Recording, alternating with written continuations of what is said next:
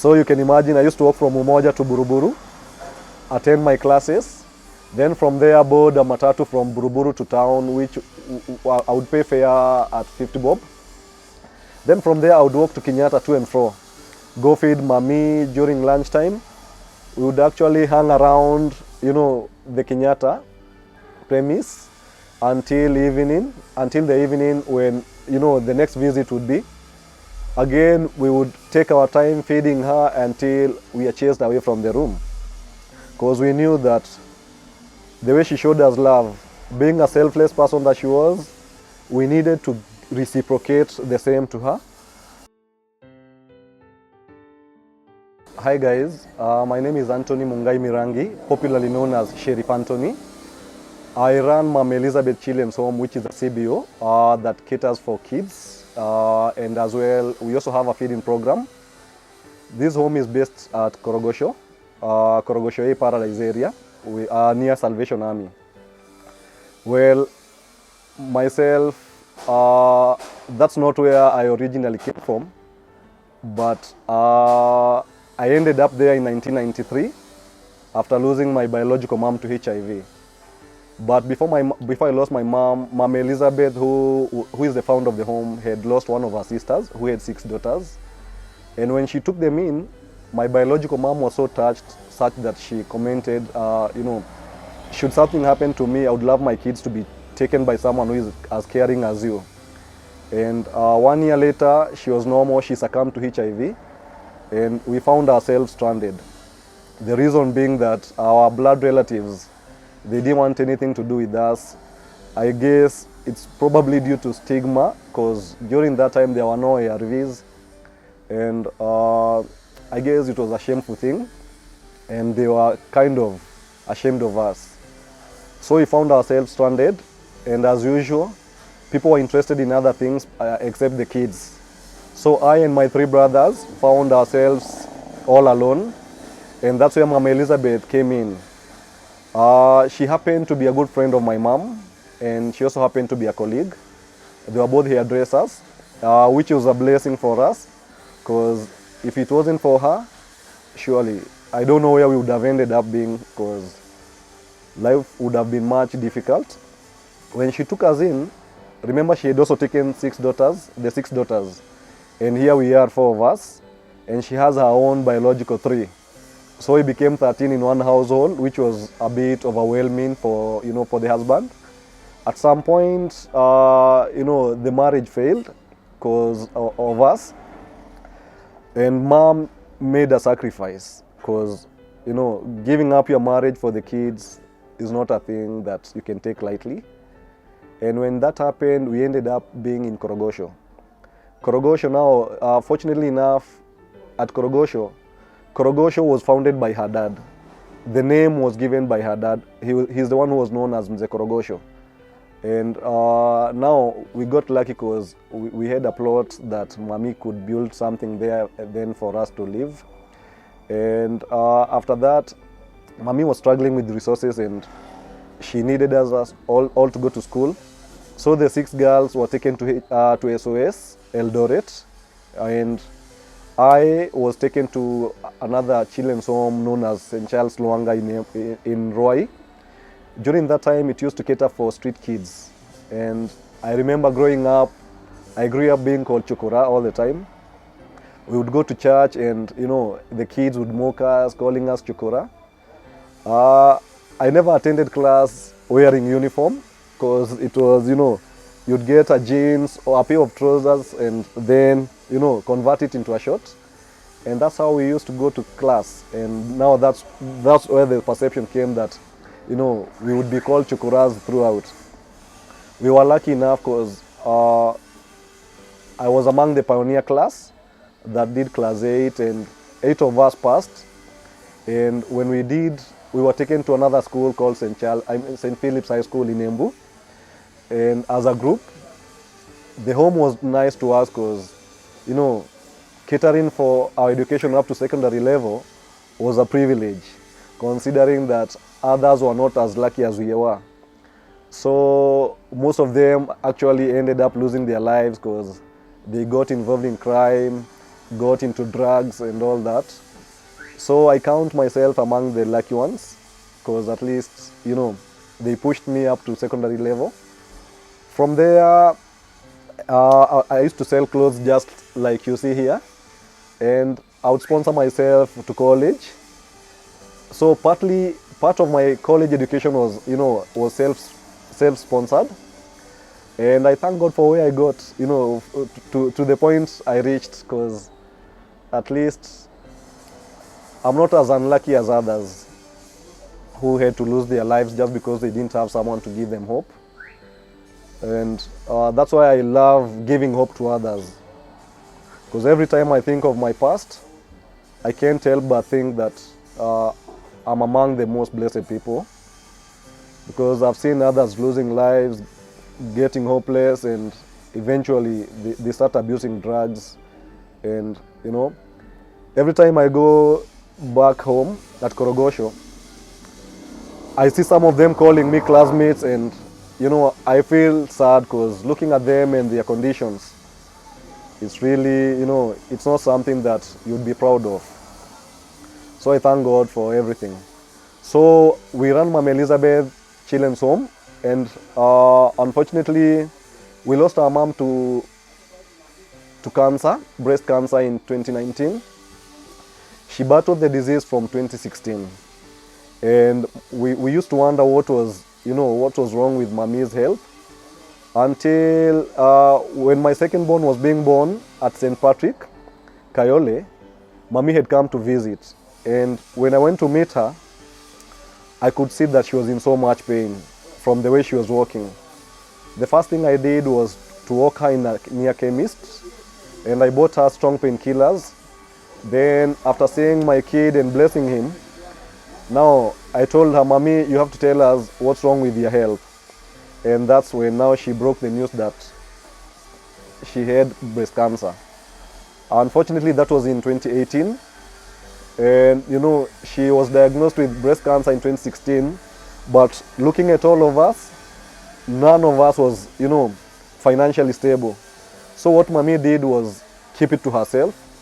And when that happened now, by the time she's breaking the news to us, it was a bit late, because it had gotten to stage 4.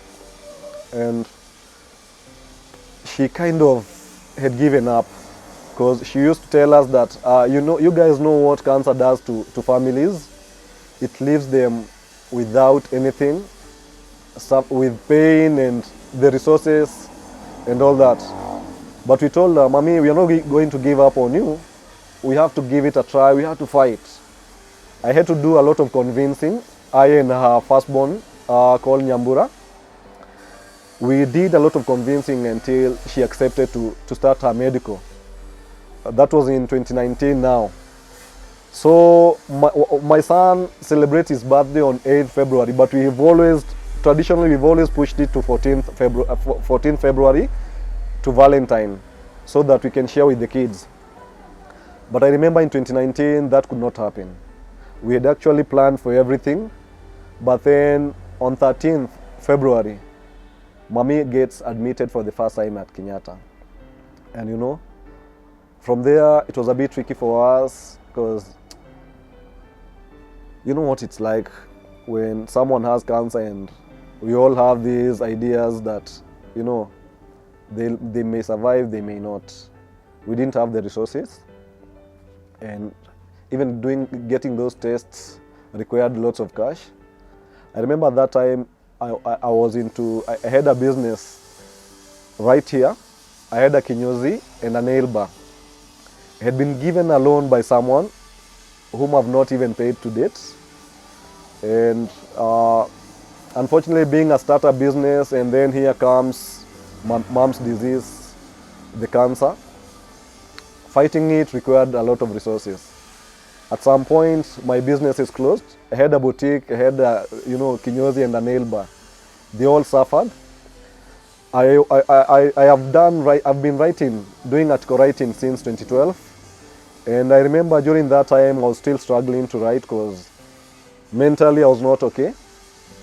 I would struggle with, the orders that I was getting, but still I made effort. So every test we did was paid for in cash. We didn't have an NHF card at that time. Eventually we got it, but still it wasn't enough. You know, for those who have experienced, who have had someone suffering from cancer, you'd agree with me that it's not a cheap thing to fight. It's something that requires resources, and above it all, you need God's miracle for that person to survive. So I remember it was kind of a blessing, because at some point, someone offered to pay for my driving course at Buruburu AA. And during that time, Mami was admitted at Kenyatta. So every time I would carry food, and I remember one of the guys at, AA, one of the, the students, telling me that, hey, Sherrif, you're always smart, but you carry lunch. Can't you afford lunch?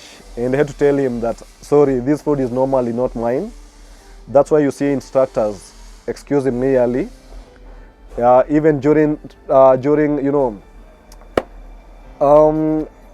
theory classes and during practicals, I've always left early, because my mom is at Kenyatta battling cancer. So today I visit her and she says what she wants to eat tomorrow. And considering that I have limited resources, moving from Umoja to Buruburu, then to town in Kenyatta, I used to budget 100 bob every day. So you can imagine, I used to walk from Umoja to Buruburu, attend my classes, then from there board a matatu from Buruburu to town, which I would pay fare at 50 bob. Then from there I would walk to Kenyatta to and fro, go feed Mami during lunchtime. We would actually hang around, the Kenyatta premise until the evening when, the next visit would be. Again, we would take our time feeding her until we are chased away from the room. Because we knew that the way she showed us love, being a selfless person that she was, we needed to reciprocate the same to her. Because she really needed that, she needed our support during that time. And literally, she fought the disease for that whole year.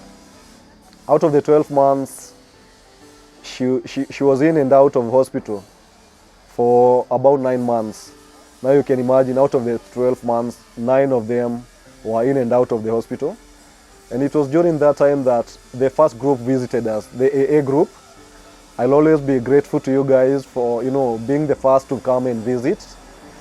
And when they came to our home at Korogocho, during that time it was, it was in a bad state. We had kids, and we didn't even have beds. We didn't even have enough sufurias, and, we didn't even have enough food, because we were struggling. We guys, now the kids, we were the ones feeding the kids and at the same time fighting the disease. And it wasn't an easy thing for us. I remember that group took photos, and when they shared, now that's when we started attracting people.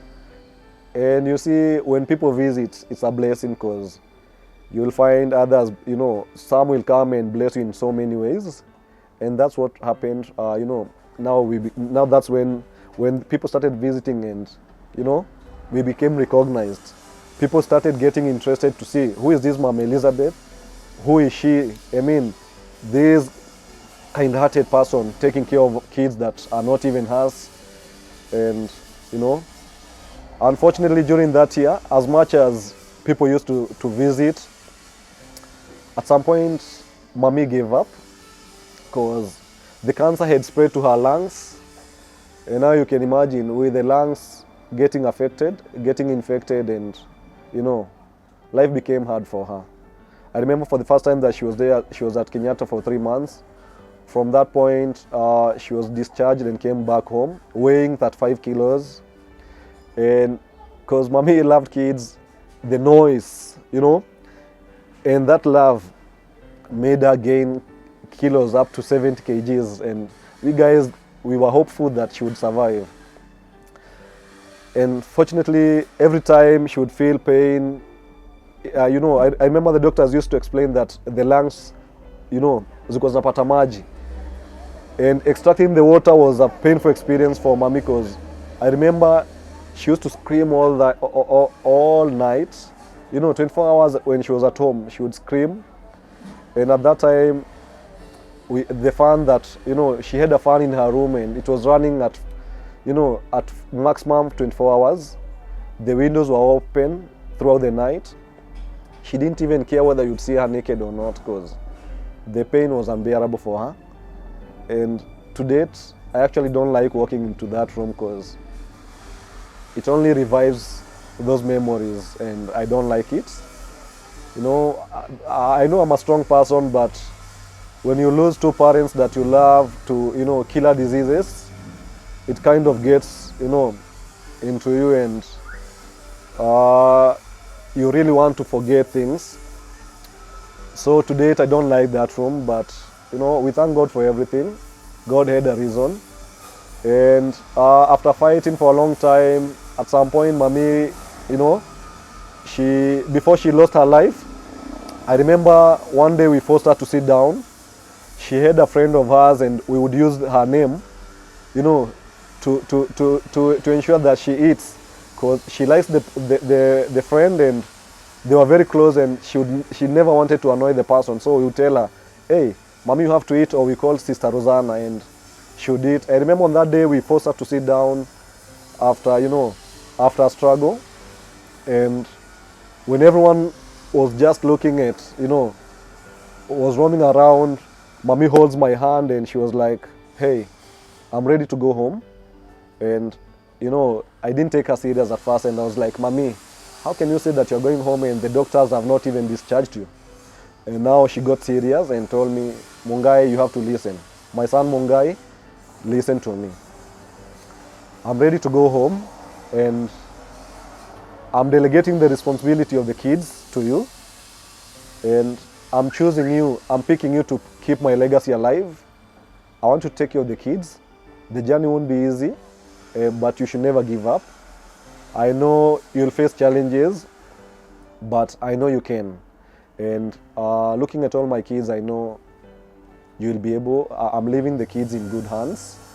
And you see, it caught me by surprise because I didn't expect it. I expected that one of my sisters or my brother would, be the one taking over. But then when she delegated the responsibility to me, I realized that all along, I've been wondering what my purpose in life was. Now you can imagine your family, blood relatives didn't want anything to do with you after losing your mom. And, someone who is not even your blood relative comes and picks you guys and decides that to adopt you and, she decides to be your foster mom. Then here she is, sick, and almost giving up. And she is delegating the responsibilities to you, It was just a bit too much for me, but I had to embrace the new responsibility. And I remember coming back home and breaking the news to my wife. And, I was like, hey, you can imagine mommy told me today that she is leaving the responsibility of the home to me. And I feel that it's a bit big for me. I know it's a new challenge for me. It's going to be a responsibility. And she was very encouraging, telling me that, now this is a time to repay mom's kindness. You have to make her proud. And you can imagine after delegating the responsibility to me today, a week later she loses her speech. She was not able to speak anymore. But before she lost her speech, you can imagine every name that she called out, it was someone who had actually died. And now that's when we realized that things were not okay. I talked to one of the doctors and I remember her telling me that, because I had to gain the courage to ask her, what are the chances of mommy surviving this thing? Because I know you've dealt with these cases. And she told me, hey, to be honest, the chances are very low, considering that, 90% of her lungs are infected. And now that's when we started knowing that the worst could happen. As much as we used to cling to hope, now we knew that, God's will had to be done. And I remember after losing her speech 1 week, the second week on 1st December, We lost mom, and we had to, we had to accept it. We lost her, and right now it's been 1 year and a few months, like 5-6 months. But I'm sure she's proud of what she sees, because so far, we used to have a structure that was was muddy, and it used to leak. We didn't have beds. It was in a pathetic state. And by the time she was passing, I remember at least one of her, where she used to live, we had reconstructed the house. At least by the time she was passing, she was not being rained on. And, I thank all the guys who made that happen. And after that, I remember doing an interview with with one of the media houses. And that's where we got one of our sponsors. There's a couple that decided to sponsor our structure, so we had to demolish the mud structure. And right now we have a very nice structure constructed using mabati za drum. It's a very strong one-story structure that has, 12 rooms. And God has been great to us, because, the more people started knowing about us, the more the blessings for us. Because at least right now, our kids have beds. They have beddings, we get food. And currently I have 55 kids at the home. And, aged 2 to 17 years.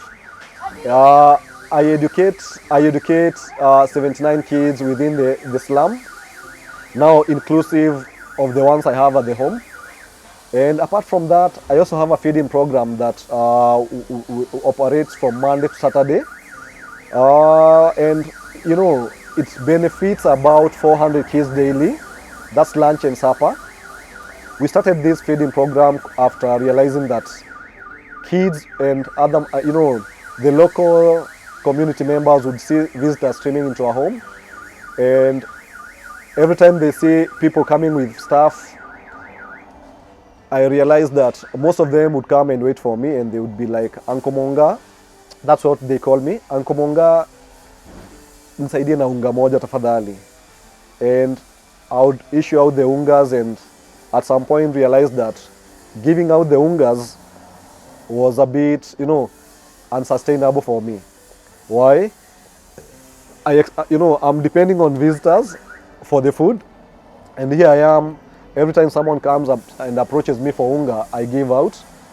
So it got to a point that I decided that since kids would wait for me there and tell me that Uncle Monga, and a kid approaches you and shivering, and they are like, Uncle Monga tujakula for 3 days. From there, and then we decided that we are going to have a feeding program rather than give out the ungas, because you see, when you're giving out ungas, you'll find yourself giving out like 10 bundles of unga, every weekend. But with that kind of food, you can, with the feeding program, you'd use a bale per day to feed the kids. So it's more sustainable than giving out the ungas. And now that's how it all started.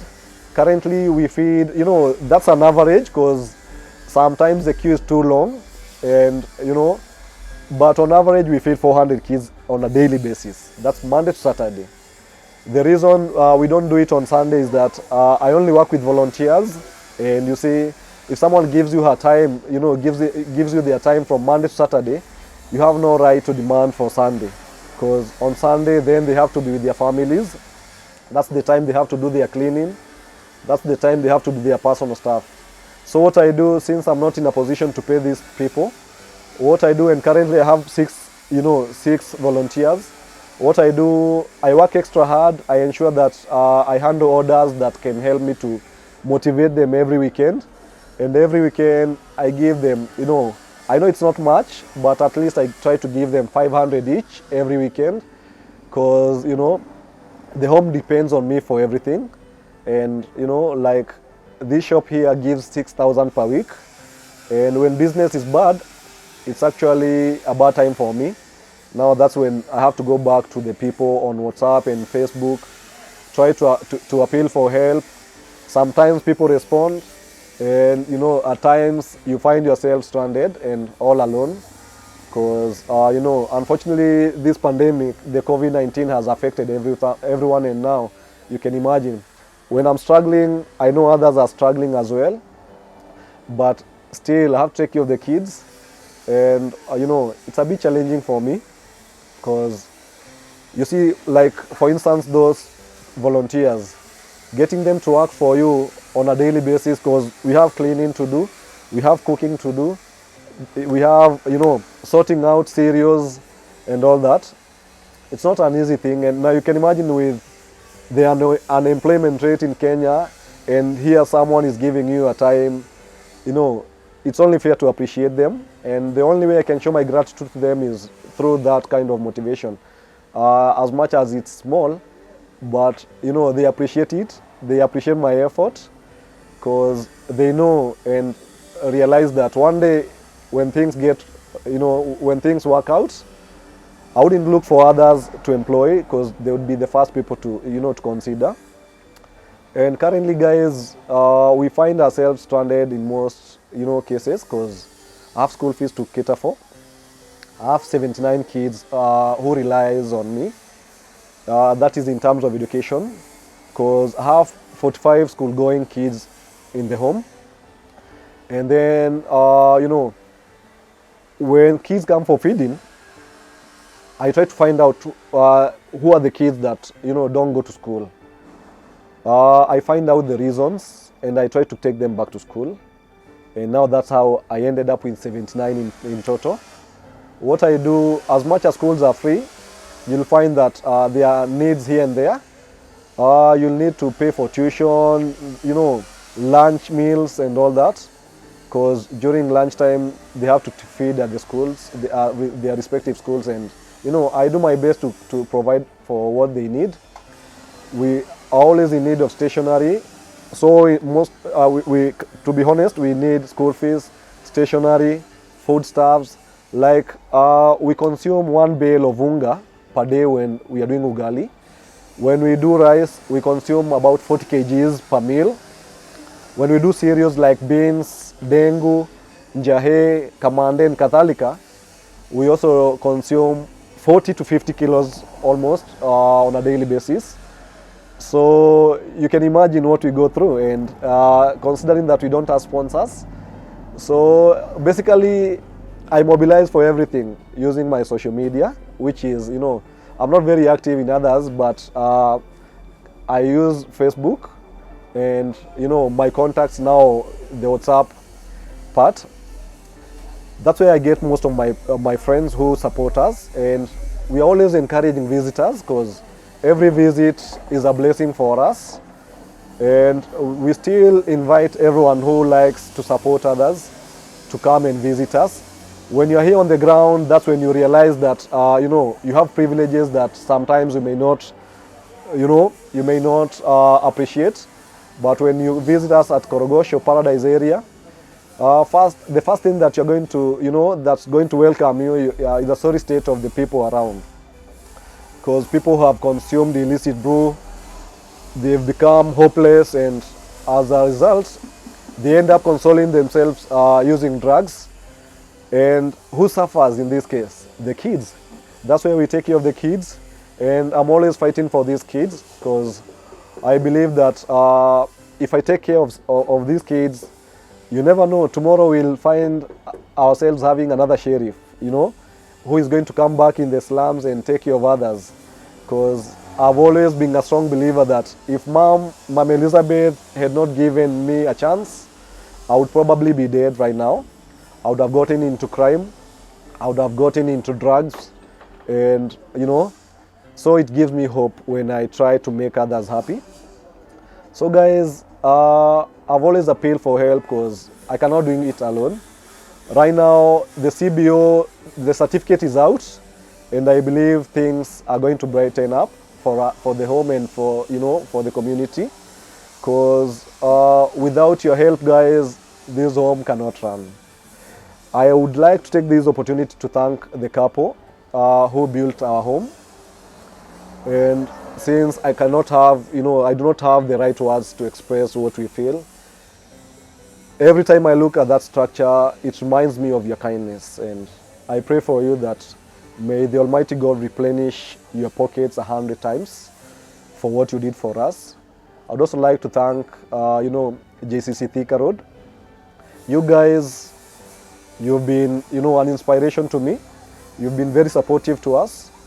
Some of the kids who had never actually felt what it felt like to sleep on a bed, you guys were the first ones to give us beds, and we'll always be grateful. Again, I would also like to thank the couple that built a home for, sponsoring 14 beds for the home, providing mattresses and beddings. You guys, we don't take you for granted. You went out of your way and, did it for us without any selfishness, and people like you are very rare, and may the Almighty God bless you at all times. Ningetaka kuchukua hii chance to big up AA Buruburu. You guys are the reason that tulijulikana, and after you guys hapo ndo tulipata, nashukuru pia Lingugi Watuko. After that pia nakumbuka Faith wa KU TV, and I also remember Switch TV. You also visited our home and did a story about us, and without you guys the world aingetujua. Then came Grace Msalami, and your interview ili make all the difference kwa sababu that's where I met Mwix, and Mwix and Nelson. You guys, nyinyi ndio tunasemaga every time tunakaa kwa hiyo nyumba hatuwezi wasahau. My kids will always be grateful to you guys kwa sababu ya what you did for us. The fact that mlitujengea home and mkaamua tutanyeshewa tena. You remember very well how, hiyo nyumba ilikuwa inakaa. Juu yenyu ndio maana watoto wangu wako sawa kabisa. And apart from hiyo group, pia ningetaka kuthank everyone else who has always been supportive to me. Niko na watu hapa na pale, najua siwezi thank each and every one of you individually, but nitawa-thank collectively kwa sababu you guys, bila nyinyi singe make. God tu bless tu sana, na mzidi tu kunishikilia hivyo hivyo, na nijigu kwa sababu yenyu ndio maana at least naweza jipata nimekaa mahali kama hapa leo, nasema najua kuna watu wazuri kwa hii world. So kitu ingine pia naweza taka kutaja ni tukua like now the home that the fact that tukua na watoto 55. These 55 kids, unapata they all come from different backgrounds. We have orphans, we have kids who have been neglected, and they fall under the vulnerable kids. Kwa sababu kuna wale watoto mtu alimolestiwa, kuna mtu alifanywa hivi na hivi, kuna ule mtoto alikuwa nasumbua, labda mamake ni maskini kabisa, hana uwezo. Tuseme akiwako kwa environment ya yuko ghetto, unapata yezi enda shule. But akiwa na mimi, under my care, at least, it's easy to change. So tumemix hawa watoto wote. Home yetu is always open to kids wenye wanasafa mahali. Hatunaga ubaguzi wa kabila wala nini. And we are always open to kids wenye wanasafa mahali popote, especially within the Korogocho area, kwa sababu the main purpose ya hii home ni tukua, since mama alikuwa ni dota ya Korogocho, na mimi kuwa alinichagua kwa sababu alikuwa kijua mimi niko na hiyo roho. Kwa sababu tuseme mami used to call it, alikuwa kisemaga, my brother alikuwa kimuuliza na muuliza mami, ukakuwa yuko nani atarani home? And she would tell him all the time that kwa watoto wangu wote najua yule mtoto yani ana weakness. I guess weakness ni kuwa sasa na roho soft kiasi. Na siku yenye aliniachia hii majukumu, okay, ilinipata by surprise kwa sababu I didn't expect it. But nikikumbuka mami chenye amenifanyia kwa maisha yangu, kwa sababu kusema kweli mimi wale watu mnanijua wenyewe, most of you are shocked to realize that kumbe mami hakuwa my biological mom, but the bond that we had was tight kwa sababu niliishi nimempenda na yeye aliishi kama ametupenda. Mami was one of the most selfless people najua kwa hiyo world, kwa sababu you could never actually tell who is biological and who is not. Akienda nunue 1 kilo of nyama, when biological nakula piece 2, pia mimi na kula mbili. So unapata mami ako na ubaguzi, akinunua kiatu ananunulia sisi wote. Yani alikuwa tu ni mama tu, yani unique, kwa sababu watu kama hao ni very rare. Na mami alinifundisha kitu moja, siku zote sio lazima uwe na kitu mingi, ati uwe na mingi ndio uweze kushare. She taught me that with the little that you have, as long as you put some love into that giving, ina make all the difference. Na a perfect example ni venye kama sisi alituchukua. Kumbuka mama hakuwa na uwezo, lakini hiyo haikustand in her way ati aseme sasa hata saidia mpaka siku yenye Mungu atakuwa amembless, akuwa amepata resources. She opted kutuchukua sisi wote hivyo hivyo, angangane na sisi hadi mahali ataweza. Whether tutakuja tukule ugali na chumvi ama tukule na sukuma, hakuwa anataka kujua, bora tu ametuchukua, of which ilikuwa ni a big platform for us, kwa sababu ili make a difference for us. Kwa sababu unaona kama mimi at least alinipeleka hiyo shule, hiyo St. Charles Lwanga iko Ruai, na hiyo time ilikuwa inashughulikia machokora. Hiyo enzi ni ile wimbo ya Mighty King Kong ilikuwa hiyo ndio ilikuwa iko fashion ile, na watoto wanalia woi woi woi chokora. So unaweza imagine kila mtu yote alikuwa ametulebo chokora, kwa sababu kama ni uniform hujasoma na uniform kwa class, ni kinguo tu umekata na makasi umeingia class. And nakumbuka niliingia hapo nilianza kusoma nikiwa hapo class 3 hadi class 8 bila kuvaa uniform. And I even remember hata venye tulienda secondary, tulienda as a group of 8, kuna ule mtu ukikosana naye kidogo anakuremind of where you come from. But I've always said this, mimi kama Sherrif, there's no day nitakuwa ashamed of where I come from. I'll never be ashamed of my story, of my past. Kwa sababu bila hiyo past, there can never be this present. Unaona? Hakuwezi kuwa na present bila kuwa na hiyo past. Na kitu unihuzunisha ni kuwa kama mami alilea wengi sana, ni wengi wamepitia kwa hiyo home ya mami, lakini wengi walisahau.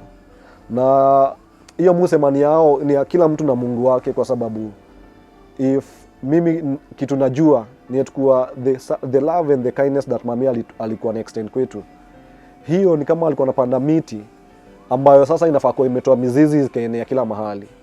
Na naamini ndio maana mimi siku zangu zote nimeamini kuwa kind to others, kwa sababu hii ni kitu yenye nilifunzwa na mami, kukuwa selfless, that lazima extend kindness to others. That's how we can make a difference kwa world. Tusikue na hii tabia ya umegroia mahali, umeenda umesahau na mahali ulitoka. Si poa. Ni mtu akumbukage tu home saa zote, hata kama ukuji na kitu, hata kutembea tu kwenyewe. Juu kama sasa mimi nakumbuka kusema kweli, hii time mama alikuwa kibata ugonjwa. Nakumbuka watu wenye amelea wengi sana, kuna hadi wale wako kuja hata kumuona. Kuna wale najua walikuwa mbali labda angeweza kuja, lakini pia kuna wale walikuwa karibu such that mtu angesafiri. And I remember every time alikuwa ananiambia call this and this, call and this, call, pigia huu simu. Unapata watu wote mami anataka wajulishe ni mgonjwa. Ila tu ulikuwa surprising enough ni kuwa unapata watu wanajua but they are not taking action. Sisi mimi ningesema naweza challenge sisi kama Africans, tuache katabia kakuwa ati family unite tu siku zote wakati ni shida. Tuseme like barriers, that's when wakati watu wanaonana tu. Let's learn to be together. Tukue tuna hiyo family bond hata wakati mambo haiko challenging, kwa sababu tukumbuke tu hii dunia tunapita, na mtu anakumbukwa sana kwa ile kitu ulikuwa unafanya, not for what you have sahi. Hizi vitu za dunia zisije zikakutuma mtu akasahau mahali ametoka, kwa sababu enyewe afadhali kuwe huna kitu lakini unakuja kuonyesha love and appreciation mahali ulitoka. Tuseme kama saifu mimi kwa example, hakuna venye mami angeniachia majukumu kama haya if at all ningekuwa nimeneglect home. Unaona? So kitu nasema ni kuwa guys, we need to challenge ourselves. Be proud of where you come from, kwa sababu bila hapo uwezi kuwa wewe mwenye uko sahi. Na kama mimi venye niliachua hii mzigo, kwa sababu nili-embrace. Kwa sababu imagine mama alinichukua kama sasa nimepiga 40 lakini alinichukua ni kwa kitu kama 12 years. Hii home kumbuka imerun for 30 years, kwa sababu inaweza kuwa iko registered and all that, lakini watu wamepitia kwa hiyo home ya mami ni wengi sana. And for 30 years mami alikuwa tu amededicate life yake kusaidia watu wengine. Na venye aliniambia mimi ni anaachia, kuendeleza her legacy, it caught me by surprise, yes. But still, nili-embrace your responsibility juu nilijua wenyewe. Hii jina ya Mama Elizabeth haifai kuja kusahaulika. Na ndio nikaamua from hapo na kuendelea, nitafanya bidii hii home ikuwe registered hata kama ni CBO, so that her name tutaweza kuibrand kwa our structure, na jina yake itakuwa inaongelelewa kila mahali. Na kusema ukweli, kumbuka mimi si blood wake na kuna watoto wake biological. Mimi siku zote musema hawa ni ndugu zangu na sister zangu, kwa sababu hawa watu ile love mami alituacha tukiwa nayo, na the bond that we had, we still have it. And after kuona mami ameniachia majukumu, what they did was to support me. Sikupata mtoto yote ati na reject ati chenye the mom wanted. And that's why saa zote nawapendaga tu sana, nasema tu nawapenda sana, my sisters Nyambu, Melo na my brothers Naich, kwa sababu bila support yenu wenyewe, kusema kweli, my brothers and sisters, hii kufanya hii majukumu yangu ingekuwa ngumu zaidi, kwa sababu ni kumaanisha ningeanza kuwa fight, tuna fight each other, tunangangania. Lakini sisi kwa sababu we do it for the love ya mother, mimi nasema yenyewe na washukuru tu sana wase. Bila nyinyi yenyewe ingekuwa ni ngumu sana. Na that's why unaona kama sasa kama hiyo feeding program yetu, tunaifanya as a family, we run it as a family, and ni juu sisi wote tunajua what it's like kuwa hungry. Guys, I know you can remember that there was a time tuko tunachanga, kila mtu achange ndio tuweze kukula, na bila kuchanga ilikuwa mtu amaumia. Tulikuwa watoto, yes, but unaona hiyo love yenye tumegrow nayo, hiyo ndio imetuma hadi saa hii tuweza kuwa tuko na hiyo bond yenye ni strong, yenye no one can ever divide us. Na unapata tunaweza kufeed watu hii kwa sababu we guys know what it's like to be hungry. You all remember tukikula ugali na strong tea, and tuko tunaikula na tunalala. So ndio maana tuliamua kuanza hii feeding program, kwa sababu kusema ukweli watoto slums wako na njaa. Guys out there, wakati tunakula chakula unauma kidogo na mwaga takataka, kumbuka kuna mtoto hapa slum ana kitu ya kukula. Hiyo food unatupa tu inaweza mpatia hope, iweze kuweka joto kwa tumbo lake ndio aweze kupata usingizi. Kumbuka some of these kids unapata ni watoto hadi wanalala kwa vibanda, kwa sababu we have the homeless. Na unapata like even the parents wako drunk such that hawana mahali pa kukaa. And that's why unapata inabidi tunapatia hope. Jua nini? Wazazi wengi ghetto, hapa Korogosho, wamekunywa chang'aa sana, madawa, wamekuwa hopeless, wako unemployed. So unapata mzazi venye amekuwa into depression, the first thing anafanya hata akipata pesa kidogo hivi, ataingia kwa changaden, atoe lock na anasahau mtoto. So that's how unapata watoto wengi walikuwa kigo hungry. Nilikuwa nakutana na watoto wengi sana all the time, and since watoto wananijua sana hiyo area, nilikuwa nikutana na watoto wanazunguka na wako mandechu. Kuna zile zinaita, kuna mtoto anakuwa ameka spark chini ya kitu, and they are collecting metallic stuff, ndio waende wakapime wakauze. So nikaanza kuongea na watoto, nikamwambia kama nitakuwa na wafeed, itabidi pia yeye nisikutane na huko kutamandechu. Niko sure na niko na uhakika kuwa ni watoto wengi sana wamebadilika. Out of our 400 tuna feed, unapata watoto wengi siku hizo waendagi mandechu. Kwa sababu gani? Huyu mtoto ako guaranteed lunch time. All or he or she has to do ni kukuja tu hapo home na sahani na apange line. Hata kama ni chakula kidogo anapata, kwa sababu unapata yenyewe juu ya resources, niko na limited resources. Unapata yenyewe ni challenging sana for me. So unapata atupiki mingi sana venye hatuwezi sustain chakula ya wiki. So unapata ile inapikwa mahali tu line, chakula itaishia kwa line. Hapo tu ndio yenyewe tunaambia Mungu kwa leo, hapo ndio ulikuwa umesema tutafikisha. Lakini unaona nikakuwa niko na support ya kupata hizo resources, ingekuwa another thing, kwa sababu mu anticipate for the day that nitaweza kuprovide watu hii ile ya kushiba kabisa. But at least musema it's better kuwa na hiyo kidogo, better kuwa na half loaf of bread than ukuwe unataka kufikia ile mzima na huna. Kwa sababu gani? Watoto at least akikula lunch kidogo na kule sapa kidogo, hata hiyo ingine kidogo kama mzazi ataweza kuongeza kitu kidogo, huyo mtoto atapata joto ya kuweza kutuma aweze kulala. Unaona? Then unapata kama ni the 55 kids niko nao kwa home. As long as mtoto ako hapo, mimi ndio tegemeo lake kila kitu. Anategemea sisi as a family kumguide kwa maisha yake yote. Na kwa hivyo akitaka kiatu ni sisi. Nashukuru wale wenye wanachagua zile vitu vizuri wakipeana. And naweza challenge wale wanapeana zile vitu mbaya zimeraruka kabisa, unapata naweza kuchallenge that kitu wezi patia mtoto wako avae. Pia kumbuka huyu pia ni mtoto. Na kwa sababu musemaga the fact that mtoto wako kwa home sikumaanisha ati yeye ni makosa yake. Leo unaweza kuko sawa, maisha yako iko sawa, you have everything, you have a good job, you have everything, but life will change, tables turn. So musemaga every time unataka kugive kitu, kumbuka tu kitu moja, upatiani just because you want to dispose. Unataka kutoa vitu kwa nyumba yako zile utumii, kumbuka unapatia mtu ataenda kuitumia. So it's always good kupatiana ile kitu inaweza tumika, kwa sababu mufurahia wale watu wanakuja hapa home and they are always like, hey Sherrif, watoto wako ni smart, watoto wako this and this. Mufurahia hivyo kwa sababu unaona kama hizo nguo umepata wamevaa vitu mzuri, ni kwa sababu ya wale nyinyi watu mmepeana zile vitu poa. Unaona?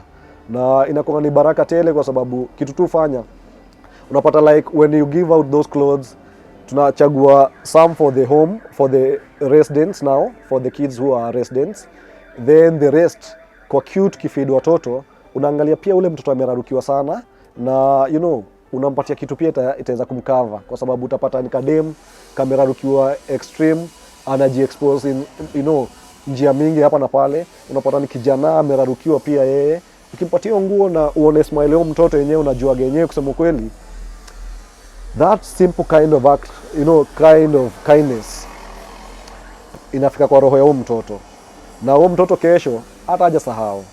Unaona?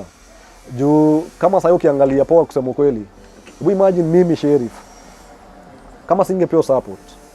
Kuna kapicha kamoja na kwa saa zote na update Facebook, and I'm always naiweka tu saa zote kwa WhatsApp. Hiyo nguo nakuwa nimerarukiwa na mimi na brother yangu. Tumerarukiwa kwa sababu gani? Some of you family members wenye ni blood relatives wa mama yangu, muliamua siku hiyo after my mom amepass, guys walibebadi nguo zetu za kuvaa mpeleke watoto wenyu, but mkatusahau pia sisi ni watoto.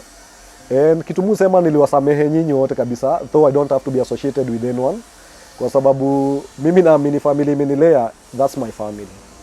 Hiyo ingine yenyewe itakuwa ni kuforce line. Juu afadhali watu wangekuwa there, unajua kuna ile mtu anaweza kuwa ako hapo for you and wako ni umaskini, yes, ila tu unapata hata kama ni umaskini, but at least wanakushow love.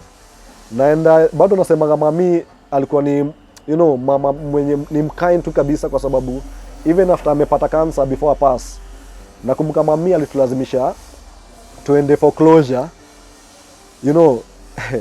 and I remember we got in touch na mama yangu who stays in Embu, and mami akatuchallenge tukomboe gari tuende all the way hadi Embu.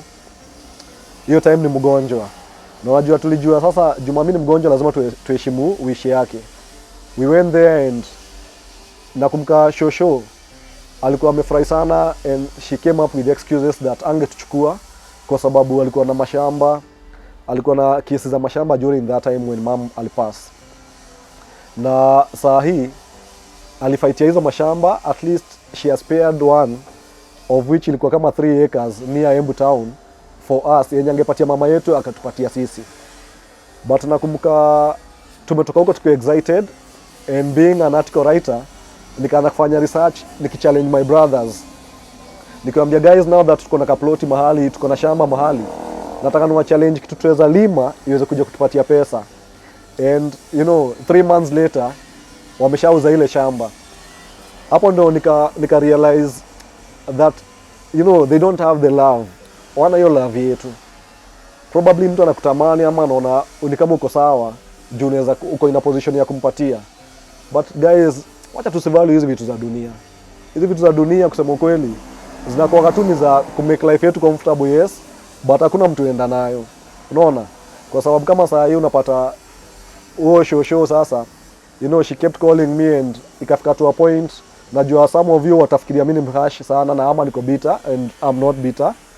And I remember she called me, nakumbuka during that time mommy was battling the disease and I was desperate. At that time siko nimepata huo kunipatia loan. Mwenye alinipatia loan, and thank you very much you, kwa sababu ulinipatia hope. Nakumbuka hiyo time nilikuwa niko desperate, naenda hadi kwa ofisi zote za matatu. Nilienda Umoina, nikaenda you know ingine na hapa na pale, nikitry kutafuta kazi ya umakanga kwa sababu nilikuwa niko desperate ndio niweze take care of mommy. And mambo ikakuwa ngumu sana. Nakumbuka nikiongea na shosho yangu nikimwambia, now shosh, since hii shamba ulitupenda umeiuza, si utupatie kitu kidogo, hata mtu aanze biashara kidogo, ndio kesho hata ukitaka support mtu anaweza kusupport. Nakumbuka kiniambia the first installment washamaliza yote, tugoje the second installment. Na kweli even after she got paid your second installment, na nikampigia, by the time nampigia aliniambia hakuna kitu imebaki, washamaliza kila kitu. Ni sawa, shamba ilikuwa ni yake, but unaona at least there was no need for pretense that hii shamba nimwapatia, kwa sababu now you can imagine tujiongea na mtu for 20 something years, then mmeenda amwafurahia, and here again she promises amwapromise kitu, 3 months later ameuza, na you know hiyo pesa iko wasaidia nyinyi. Kusema kweli hapo ilifika mahali nikaona sasa hakuna haja ni force line na hiyo family, kwa sababu hawana hiyo love ya watoto wenye wa mtoto wao. Na mamangu biological alikuwa you know first born, and I remember naweza kumbuka poa sana the effort that she used to make in their side show, but you know they forgot all that hadi juu ya hatuna HIV. You know hiyo gonjwa mtu yote anaweza ipata, na unaona kama ingekuwa ni saa hii musemaga mmoja mamangu angesurvive, lakini unaona hiyo enzi stigma was high, hakuna ARVs. Lakini unaweza imagine juu hiyo sasa tu, yani wadi walimtupaga Lang'ata mahali you know, kwa sababu wangeweza kumaccommodate hata kwa shamba yao hata moja, wamzike tu hapo, wampatie tu ile respect at least, kwa sababu ini kitu yani si ati alijitakia huo ugonjwa. But anyway, nasemaga kuna mahali ilifika point shosho akanipigia, nikamwambia sasa mimi yes unanipigia, lakini mahali imefika mimi nakusamehea, lakini kuanzia saa hii kuendelea mimi sina shosho, sita consider kama shosho yangu, kwa sababu nimeona kuna upendo hapo. Na kama hizo miaka zote mjai tutafuta, kwa sababu wenyewe kusema kweli wako tutafuta hizo miaka zote, unaona watake kujua hata watoto walienda wapi, unaona si ndio tumwatafuta, na tukadhania mambo itakuwa na you know happy endings, but tukarealize you know uwezi fake it for a long time, and that's why we had to give up on that family completely. Sai kuna wale generation ya kisasa mu keep in touch nao, kwa sababu you know like Boni mu keep in touch na yeye, kwa sababu you know ni ule kijana yani despite anakubali chenye wazazi mahali walifail, yeye hata kubali kufail. We always keep in touch, and you know it's a good thing. And kitu musema it's a very sad thing wakati unapata kama sawa watoto wangu na watoto wa brother zangu wawezi jua blood relatives wao kwa sababu ya pride ya watu. So musema kitu muhimu ni atakuwa the best families zinaweza fanyaga, msikuje mkatupa watu wenyu, kwa sababu at some point inakujaga inaanza kuwa haunt later.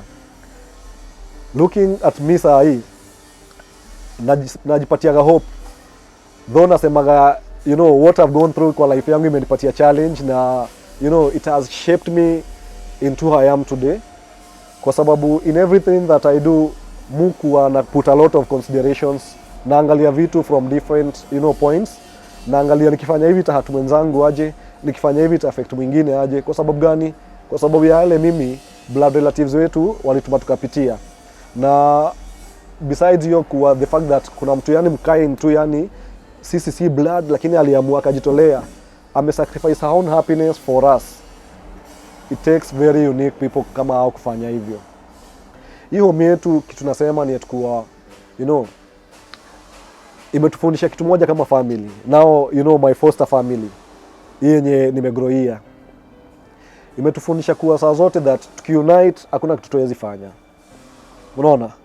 Kwa sababu gani? Hii home, kumbuka kuna saa zingine mimi nalemewa. Shop kama hiyo unaona hapa hivi iko sawa, yes. Lakini to be honest, it's only 3 months old and already I'm burdening, naipatia burdening kubwa sana. Kwa sababu gani? Every now and then lazima ni support huko home. In 1 month sasa tayari nimetumia almost 40,000 on the home, of which na thank God, kwa sababu unaona kama singekuwa na hii job tayari hapa singeweza kuisupport. But looking at it from a business perspective, unaona if I burden it sana pia itaelekea pia kuanguka. Na ndio maana mimi naomba God siku moja aweze kutupatia sponsors, aweze kutupatia donors, at least waweze kuja kushikilia watoto, at least waweze kueducate watoto, kwa sababu kitu tu mtu anaweza patia watoto huko saa hii ghetto ni kuwapatia hope number 1. Wapatie education, wapatie food na mahali pa kukaa na medical.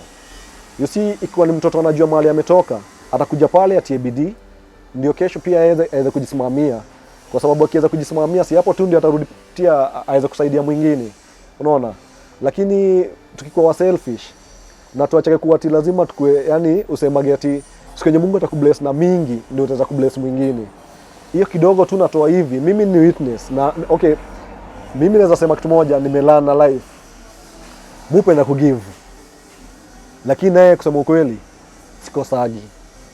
Leo naweza mkaa sina kitu, lakini kesho somehow God atacheza kama yeye. Ni kwa sababu gani? Siangalii chenye niko nayo nikipeana. Napeana tu hata kama ndabaki bila kitu, nikijua kesho Mungu atanisaidia.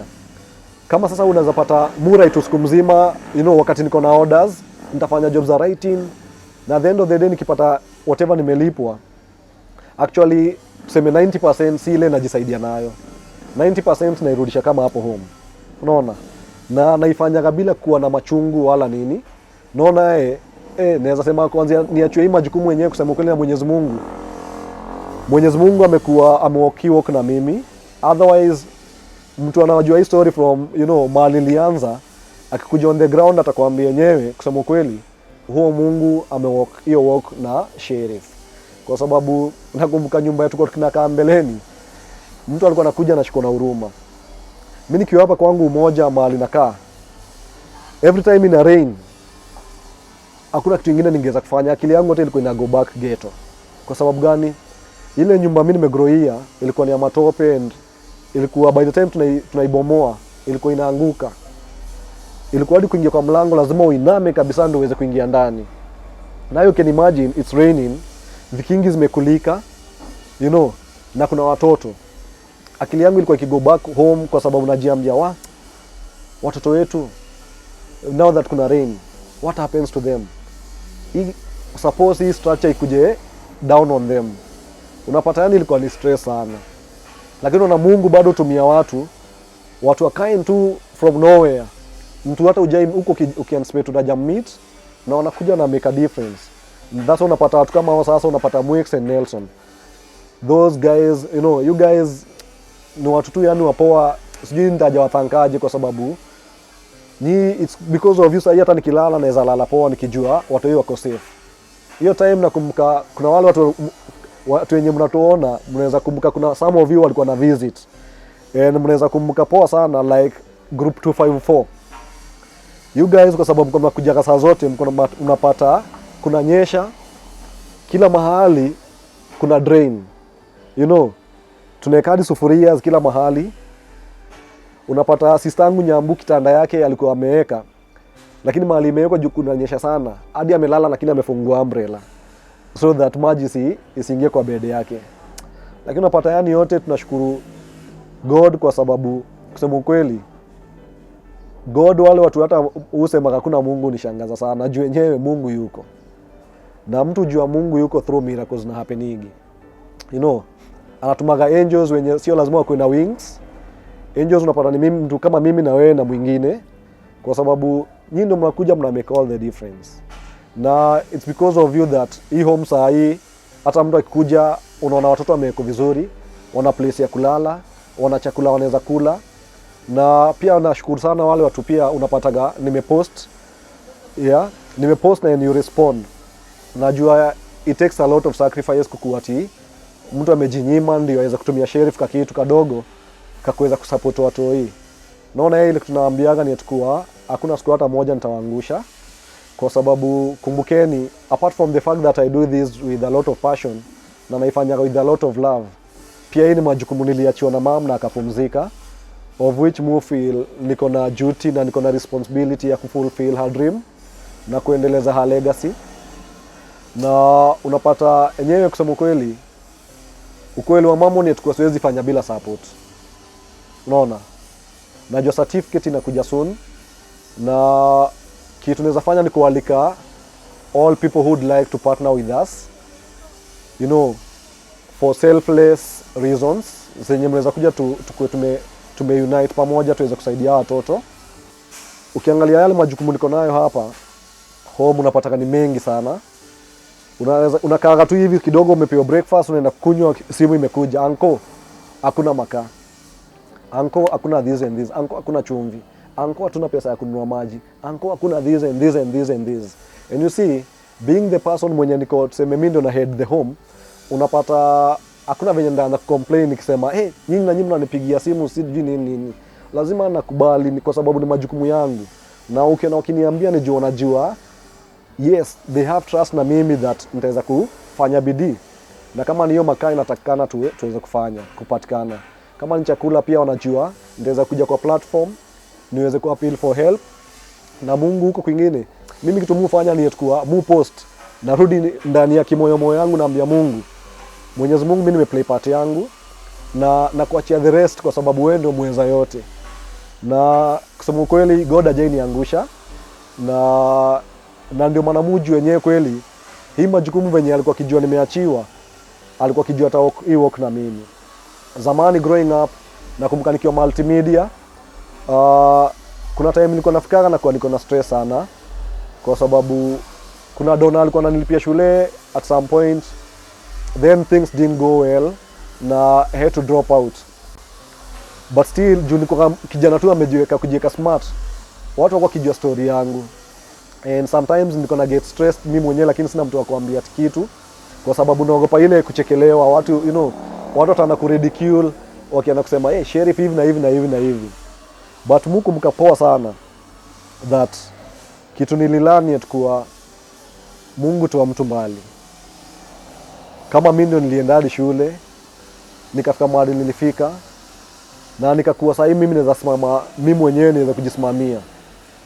Musema kama si hope nilipewa mimi mwenyewe, kusema kweli hakuna step ningemake. Na nakumbuka kapoa mami alikuwa kini encourage saa zote, ananiambia soma tu mahali utafika, kwa sababu hata kama utakuja kuandika kazi ndio ile tumesomea, hii itakuja kusaidia. Na sasa ndio kitu mu apply the same kwa watoto. Nikiwalea nawaambia saa zote, guys, the way na struggle for you guys, venye na make sacrifices that hata naweza fanya job siku mzima, lakini whatever nalipo siitumii na kuja kutumia hapa home. Mutaka yani si ati mutaka kesho kuja unisaidie mimi. Mutaka mtu nimsaidie mahali nitaweza, na yeye ajisaidie huko kwingine, kwa sababu unajua unaweza lipio shule na huko sekuwa kuchukua masomo maanani, lakini wanamu encourage tukistruggle kulipa hiyo shule, ukienda shule cheza part yako, kwa sababu that's the only way unaweza jireward. Unaona, mimi natia effort na unatia effort, ndio eventually hiyo inakuwa whatever nafanya inakusaidia in future. But unapataga tumekuwa na challenges here and there. Kuna wale watoto wanajaribu kusaidia hapa na pale, lakini wameonja mambo ya dunia.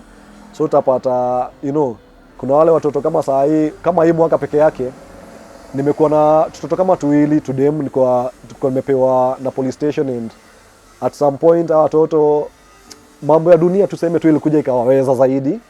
Mmoja katoroka, mwingine pia kidogo akaenda, lakini musema home yetu ni ya kusaidia ule mtoto atakusaidika, kwa sababu siwezi sema ni kama approved ati ama prison ati, kwa sababu kumbuka kuna rules and regulations kila mahali. Kuna wale watoto wataweza kufuata rules and regulations, na kuna wale unapata they find it a bit challenging, and umempeleka counseling, umemfanyia nini, kwa sababu kama hapo Korogosho we have partners tunawakigi nao wenye, you know, like when we have counseling cases, TDH takes over. Tunawapeleka hapo, there's a big shout out to Joyce and the team, kwa sababu you guys do a great job. Unapata watoto kama wakienda hapo wanataka kuadvisiwa and cancelled, and yule anasikia yule hawezi, pia tunakubali.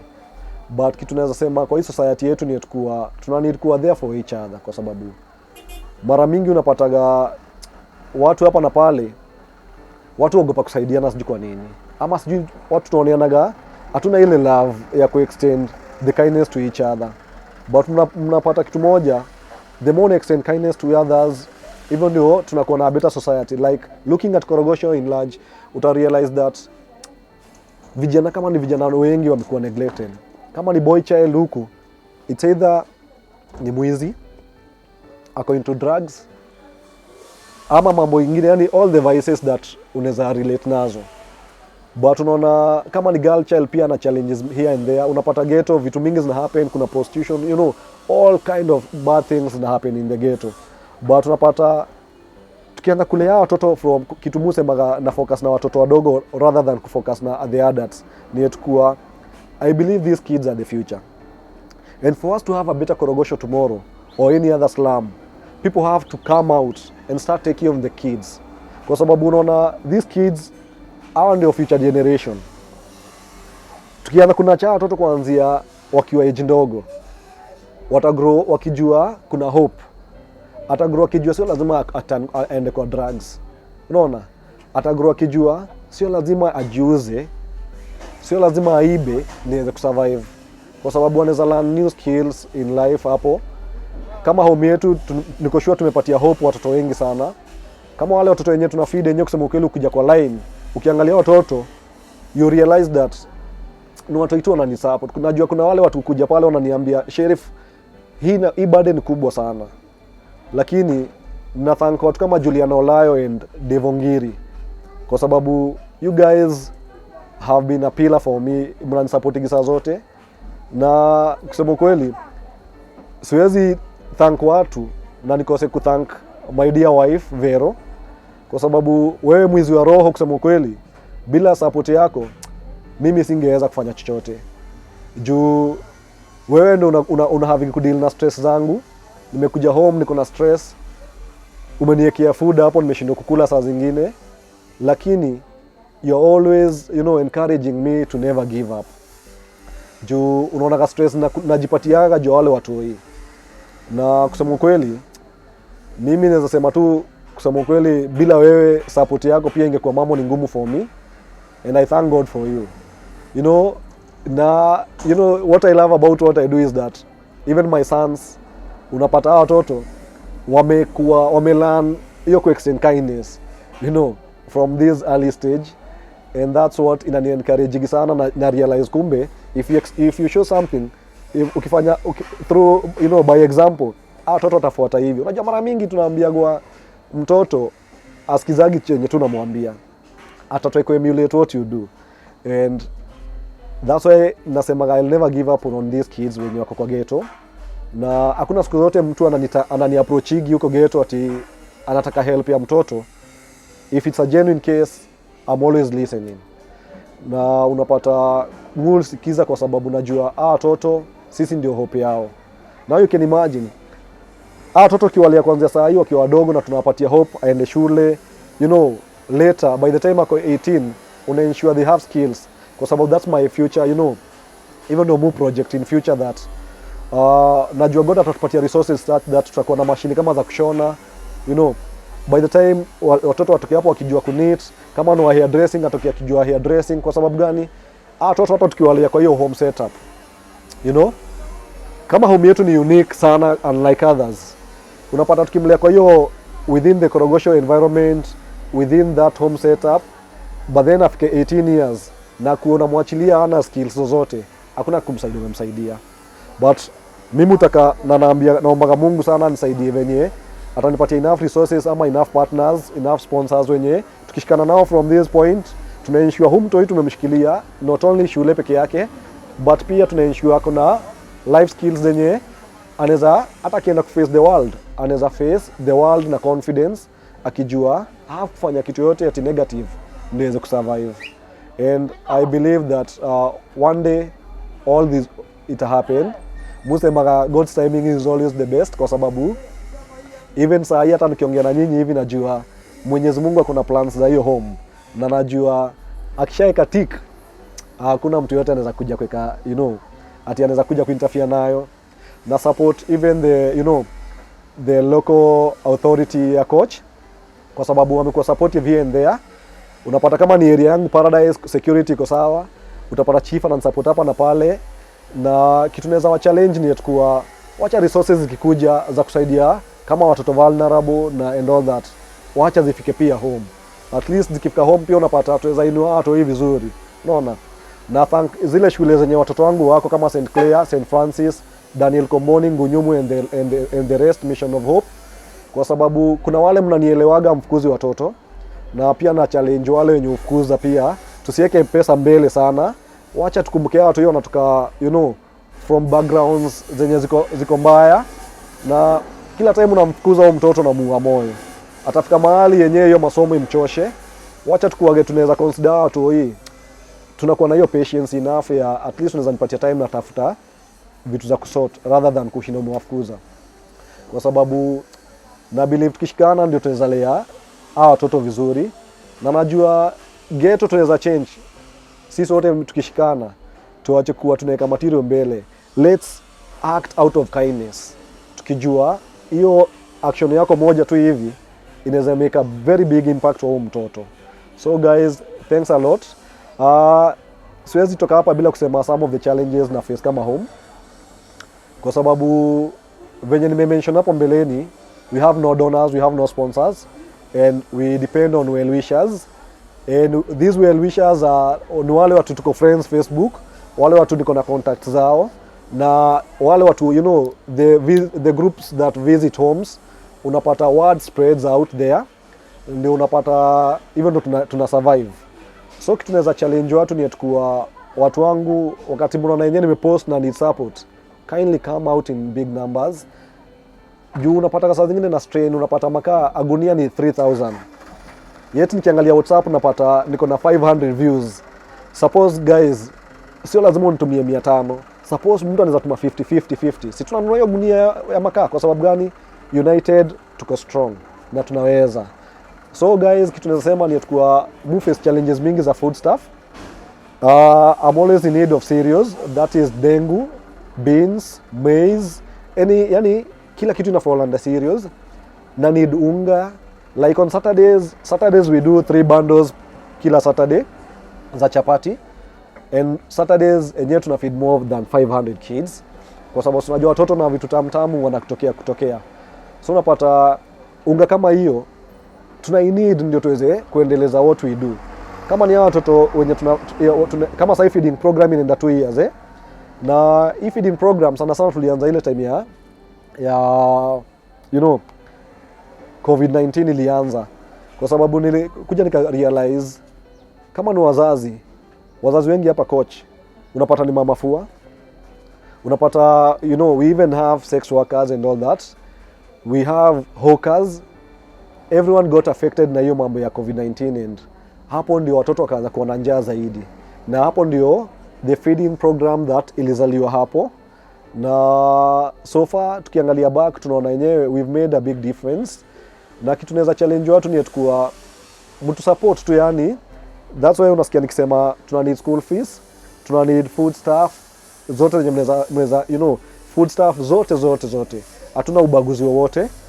Tuna need vitu kama detergents, tuna need stationery, we are always in need of charcoal, kuni, vitu kama gas and the likes. We also need financial support, kwa sababu utapata kuna zile vitu zenye zina need pia kitu kama pesa.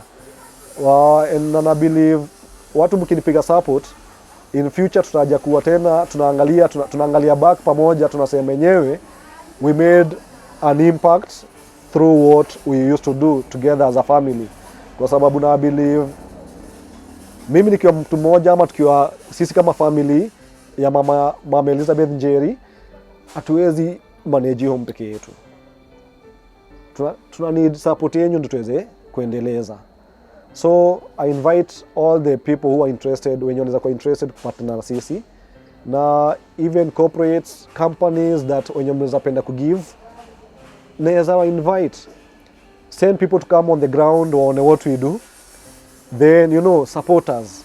It's because through your support niko sure they won't have kufika ile time ati mtoto amekuja na sahani. Waza imagine watoto amekuja kwa line, mtoto amekuja na sahani then have kumturn back, na have kumturn back juu ya whatever, juu sina kitu ya kumfeed. Let's never allow such a thing to happen. Kuna zile asubuhi naamka niko discouraged kabisa, nasikia yenyewe ni mzigo imekuwa too much for me, but you can imagine saa zingine hadi sinaga fare kutoka hapa Umoja hadi Korogosho. But nita give a big shout out kwa rafiki yangu anaitwa Jonte, ni jamaa wangu wa Nduthi, kwa sababu huyu jamaa unibeba bila kuniharas. Ataweza nibeba hadi bili ifike kama 2000, and there will never be a point that ananipigia na nijua nini hiyo ni support juu anaona kitu nafanya huko mtaani. Lakini saa zingine nikiangalia nione sitamuumiza sana, naenda tu kwa stage hapa nimepiga tu look yangu safi, then naangalia matatu za for travelers, kuna ule makanga tu atanigotea akiwa chini, najua home nimefika, kwa sababu akishanigotea tu najua hiyo friendliness, na take advantage hiyo friendliness kufika ghetto.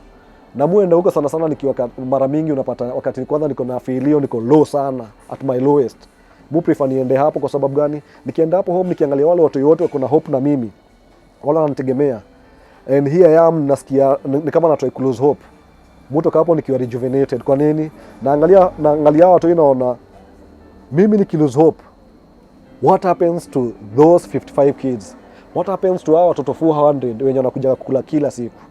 Unaona inabidi gina kuja home nikiwa niko roho juu tena.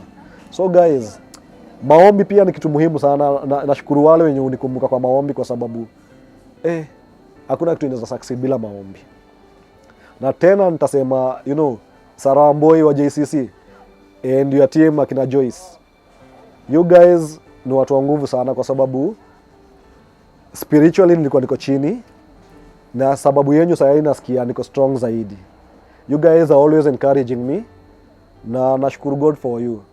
Pastor Gashero JCC, you are humble man, na nakushukuru sana wewe na your wife Pauline, Pastor Pauline, kwa sababu kweli churches zuzuri kusaidia watu, lakini si mingi zimewanisaidia.